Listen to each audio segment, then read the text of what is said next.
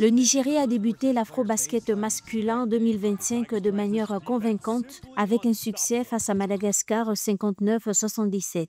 Lors du deuxième match, les D-Tigers se sont illustrés avec une victoire nette contre la Tunisie sur le score de 87-66. Le dernier match de poule fut déterminant. Le Nigeria a terminé invaincu et a assuré sa qualification directe pour les quarts de finale en battant le Cameroun 99-90. Oui, nous avons beaucoup de respect pour eux, mais je n'ai pas perdu de l'espoir quand j'ai ce groupe de gars qui sont prêts à partir.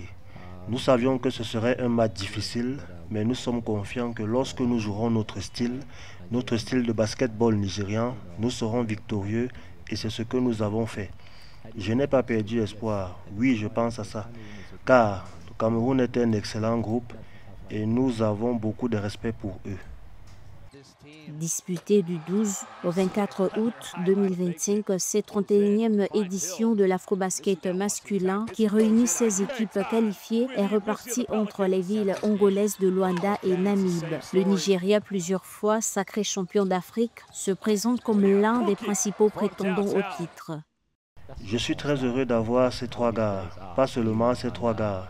Comme l'a dit Aïk, l'identité, c'est jouer une bonne défense et voir si nous pouvons courir et obtenir un basket rapide et facile. Nous sommes très conscients que nous ne sommes pas la plus grande équipe ici. Donc, nous n'avons pas regardé ça comme un désavantage. Nous l'avons pris comme un avantage et nous avons décidé d'être très rapides sur le sol et de courir défensivement vers l'opposant pour essayer d'obtenir des frappes, pousser le ballon, courir et obtenir un basket rapide. Le Nigeria aborde l'afro-basket avec confiance après une phase de qualification réussie et une première place en phase de groupe, démontrant une capacité à rebondir et à s'adapter face à l'adversité. L'équipe mise sur son enthousiasme, sa vitesse de jeu et une intensité défensive constante pour contrarier ses adversaires. Mathias M'Madi est une figure montante du basketball africain, reconnu comme le moteur de l'équipe nationale de Madagascar lors du FIBA Afrobasket U18 2022. Grâce à ses performances remarquables, il a été sacré MVP du tournoi, une distinction qui souligne son impact déterminant sur le terrain. Je suis fier de mes performances et de mes statistiques car elles témoignent du travail, de l'engagement et de la régularité que j'ai su maintenir jusqu'ici. Toutefois, je suis conscient que le chemin ne s'arrête pas là.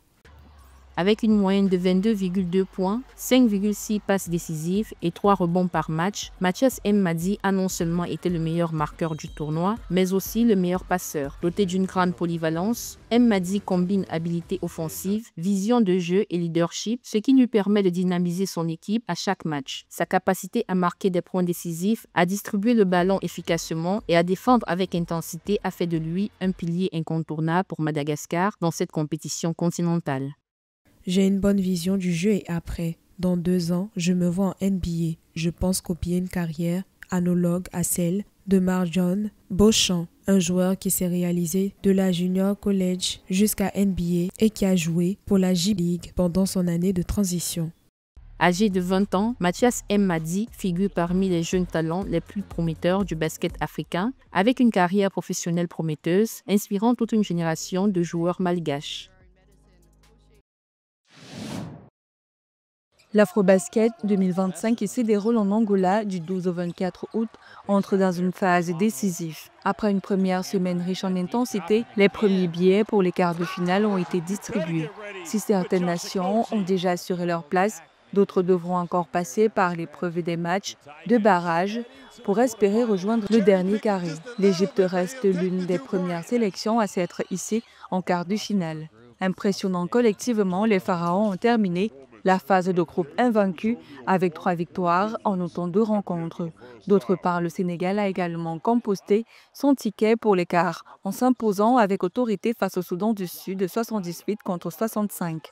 Porté par Mbrankou Badio, en état de grâce, auteur de 31 points, les Lions de la Teranga ont rappelé qu'ils comptaient parmi les grands prétendants au titre. On va juste aller là, faire les scouting et tout pour se concentrer, mais on va avoir juste le même mental, la même rage de vaincre et savoir qu'il n'y a plus la place pour l'erreur. Pays hôte de la compétition, l'Angola n'a pas déçu son public.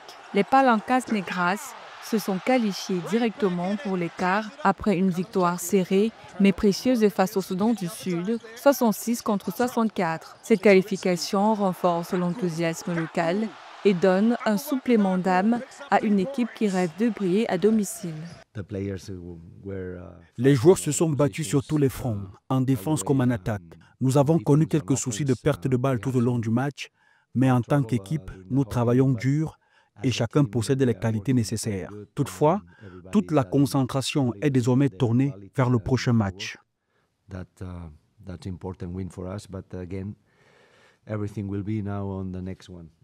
En outre, le Nigeria également solide, premier de son groupe, l'une des premières sélections à avoir assuré sa place en quart de finale, rencontre le Sénégal ce 20 août pour une éventuelle qualification en demi-finale, un match décisif pour ce champion de l'Afrobasket.